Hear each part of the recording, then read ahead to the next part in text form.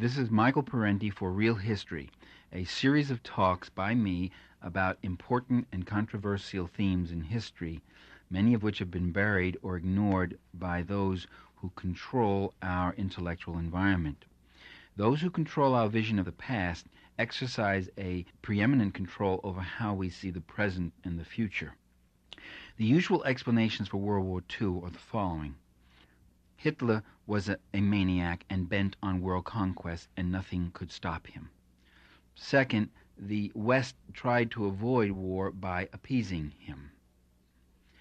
Third, the Soviet Union entered into an unholy alliance with Hitler in the Hitler-Stalin Pact and collaborated and made possible for him to have his successes. I want to show that all three of these statements are misleading and in some respects downright false in their implications. Let's begin with the first one. Hitler could have been stopped. He was not unstoppable, and there were powerful forces in the German army itself that were ready to stop him. In 1935, Hitler unilaterally scrapped the Versailles Peace Treaty that limited Germany to 7 divisions. He began a major mobilization of 21 divisions. He then told his generals he was going to move toward 36 divisions. His generals were stunned. 7 divisions was woefully inadequate, but this was a mobilization for another total war in Europe. In 1937, Hitler told his general staff that indeed he planned war against France, Poland, and Russia, and it would come sometimes within the next 6 years. In fact, it came within 2 years. Again, Hitler's generals were absolutely flabbergasted about this and really concerned. Another war, a total war against all of Europe, was one that would bring the inevitable defeat and destruction of Germany. Well, what happened was a concerted conspiracy was begun by the German General Staff to kill Hitler and remove the Nazis from power. The Wehrmacht, the German army, would surround and move against the Nazi SS divisions.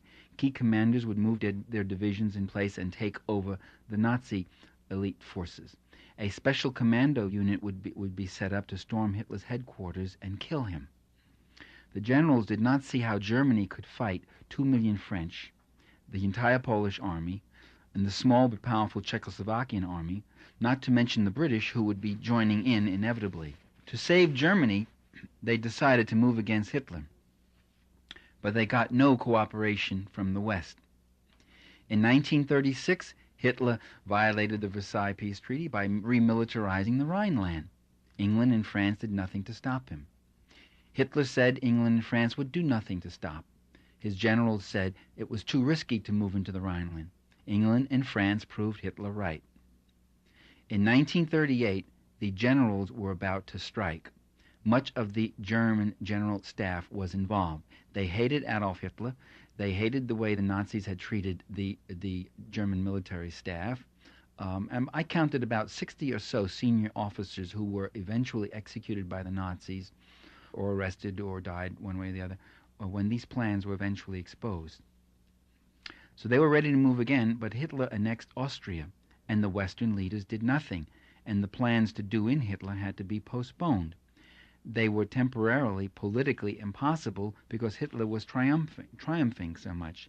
The Western Allies gave him Austria on a platter. It was hard to convince people that Hitler was destroying Germany when in fact he seemed to be empowering Germany. Later that same year, in September 1938, war loomed inevitably. It seemed inevitable again, a war that the German generals believed they could not win. Hitler was laying claim to the entire western industrial base of Czechoslovakia, known as the Sudetenland. It was time to act. To destroy Hitler or Germany would be destroyed, was the thinking among the German general staff. And by the way, not just with the German military, but with other elements in the Abwehr, which was the German secret intelligence, not the Nazi Gestapo, not the Nazi party, but the government group, and a number of other groups. They were people who felt that Hitler had to be stopped. They were themselves all pretty much conservatives, by the way. By mid-September, the conspirators believed they had the pistol cocked and ready, aimed at the head of state. All that was needed was the order to pull the trigger. The trigger pulling would be initiated by Hitler himself when he announced publicly his intention to seize Czechoslovakia by force. and the hammer would fly forward when the British and French handed down their decision to go to war over the principle of safeguarding the integrity of small nations. Beck believed this is what they would do. Beck was the German general who was in charge of the conspiracy. The Czechoslovakian people believed that the British and French would do the very same thing, you know. At that same time, Hitler ordered a panzer division with supporting infantry to parade through Berlin. The crowd stood sullenly and watched them pass. This is Mason's description, by the way. It's a very interesting point. He notes that the Fuhrer had hoped for enthusiasm. Watching the apathetic reaction from a chancellery window, he was disgusted. He turned away and he said to an adjutant, "I can't wage a war yet with people like this." In other words, the German people were not all that gung-ho about war. They had just had a bitter and terrible war just 17 years before, and they remember the hardships and the loss and whatever else. So Hitler did not have mass support for war, much outside his party. Well, the German generals were ready to move against Hitler if he struck against Czechoslovakia and led to an impossible war. But once again, British Prime Minister Chamberlain came to Hitler's rescue. The Czechs were ready to fight. The Soviet Union was ready to fight and said it would join Czechoslovakia in the war against Hitler. The Soviet Union made repeated overtures to Great Britain and France and Poland and Czechoslovakia for a joint military pact, security pact against Hitler, that if he attacked any one of them, he would be attacked by all of them. But the British and French refused to join such a pact. Instead, the British and French hurried to Munich and gave Hitler the Sudetenland. The German general plan was collapsed. There was going to be no threat of war. There was going to be no danger to Germany. There was going to be no reason to move against Hitler. The conspirators pulled back. Czechoslovakia was not even allowed to attend Munich. It was at the Munich conference that Chamberlain gave Hitler Czechoslovakia, and that was the beginning of the end of the peace. 5 months later, Hitler moved in and took all of Czechoslovakia. By the way, even after Munich, the Soviet Union offered to stand with Czechoslovakia, even offering to send troops in planes. The Soviets, however, were denied passage to Czechoslovakia by Poland. Poland was a right-wing military dictatorship, and Poland thereby did its small part in the digging of its own grave. Let's take the second explanation, that Great Britain and France appeased Hitler, and this is what led to the war. They proved weak and had no backbone.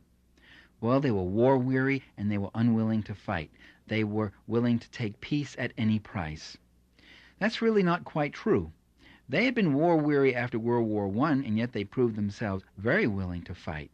Right after World War I, British and French and 12 other nations sent expeditionary forces to invade and fight in Soviet Russia, as it was still called then, to overthrow the Russian Revolution. So they were quite ready to fight if it was to fight communists. They were not ready to fight the fascists. They were reluctant to confront Germany even when it was weak and could have been stopped in 1935 when it had only about 7 or 10 divisions.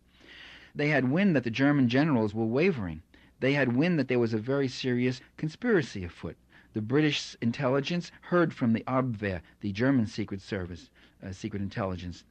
The Abwehr tried to feed London secret information on the Nazi buildup. Chamberlain was not interested. Chamberlain failed to respond to all overtures from the anti-Nazi Germans, even high-placed ones who commanded divisions of troops, even conservative ones. In other words, I believe Chamberlain was not an appeaser. He was an active collaborator of Adolf Hitler's. They actively encouraged Hitler's policy. On Czechoslovakia, Chamberlain himself threatened Czechoslovakia if the Czechs failed to accept Munich. He threatened to freeze their assets. He would deny them all materials if they decided to stand up alone against Germany. And he handed over all Czech assets in England to Adolf Hitler when Hitler took over all of Czechoslovakia. He engaged in the active participation and dismemberment of Czechoslovakia and handed it over to the Nazis on a platter. Chamberlain saw Hitler and Nazism as a bulwark against communism in Germany, and he saw Nazi Germany as a bulwark against communism in Europe. With a few exceptions like Winston Churchill, Western leaders were more concerned with the Bolshevik specter than with the fascist reality. They were uneasy about Hitler's emergent power, but they didn't look upon fascism with the same loathing and fear that they did communism. Unlike the communists, the fascists were not a threat to private enterprise. If anything, the fascists had crushed socialist organizations in Germany and Italy and had made these countries safer for private capital. Now, to be sure, Chamberlain and his associates were eager to avoid war. They didn't want war, but much of that eagerness arose not from some kind of pacifism, some commitment to peace, or peace at any price, but from a willingness to strike the kind of bargain with a Nazi leader that they would never dream of entering into with the Soviets. The British historian Geoffrey Barakoff argued, quote, Hitler's successes in foreign policy would do less to German rearmament, the deficiencies and limitations of which were known to competent military circles, than to the tacit alliance of powerful reactionary elements in England and France, which, although loath to see a reassertion of German equality, was still more unwilling to check it by military alliance with Soviet Russia, or to run the risk of social revolution in Germany as a result of Hitler's fall. In other words, I'm not saying that Chamberlain necessarily loved Hitler, although there were plenty of leaders in the West who did. There was all sorts of people in America. Henry Ford was an open Nazi admirer, and a number of other American plutocrats, and a number of people in England also. But Chamberlain's feeling was, if I had to choose between Nazism and Hitler, or the risk, even the risk of Soviet influence in Germany, then we will take Nazism. They could much better live with the reality, the horrible reality of fascism, than with the future imagined risk of socialism. Western leaders had never really quite reconciled themselves to the existence of a socialist Russia, and they, at the same time, they did fear Germany's growing strength. So their strategy was to turn Hitler's aggression against the USSR. So it wasn't appeasement. Chamberlain went to Munich because he had a plan, and that plan was to give Hitler what he wanted and then send Hitler east to attack Bolshevik Russia. After all, Chamberlain and his party had just attacked Bolshevik Russia. Let's see, we're talking 1939. They had just been there just 18 years before, 1921, invading Russia and trying to stop the revolution. By the way, this was not an altogether unrealistic plan. Given the rabid anti-communism and anti-Sovietism professed by the Nazi leaders, they were quite ready, and they talked about moving east, you know. The commander-in-chief of the French armed forces, General Gamelin, wrote in his memoirs that one of the aims of the Anglo-French alliance was to bring about a clash between German and Soviet interests. Harry Truman had made that famous statement. We ought to let Hitler and Stalin fight each other until they totally exhaust each other and bleed each other white. Now, in Asia, the United States and Great Britain has had something of the same plan. They did very little to deter Japanese aggressions in Manchuria and China. And here, too, the anticipation was that the Japanese might move against the Soviet Union. And so they were willing to give them a free hand, just as they were willing to give Hitler a free hand in Central Europe, in Austria and Czechoslovakia. And by the way, this is exactly what happened. In 1938, the Japanese militarists entered an alliance with Germany and Italy. It was called the Anti-Comintern Pact. The Comintern was the Communist International, made up of International Association of Communist Parties, which were heavily under the influence and hegemony of the Soviet Communist Party. The Anti-Comintern Pact, an alliance of three fascist nations, Japan, Germany, and Italy, and they vowed a joint struggle against world communism. The Japanese then attacked the Soviet Union that same year near the Outer Mongolia area, leading to a full-scale war that ended with Japan's suffering 18,000 casualties and military defeat. During all this time, by the way, American corporations continued to expand their investments in German heavy industry, including arms productions. I'm talking about corporations like Ford Motor Company and General Motors. Now let's move to the third proposition, that the Hitler-Stalin Pact, or the Nazi-Soviet Pact, the most talked about treaty in history. By the way, it's still regularly referred to in the U.S. media at every opportunity.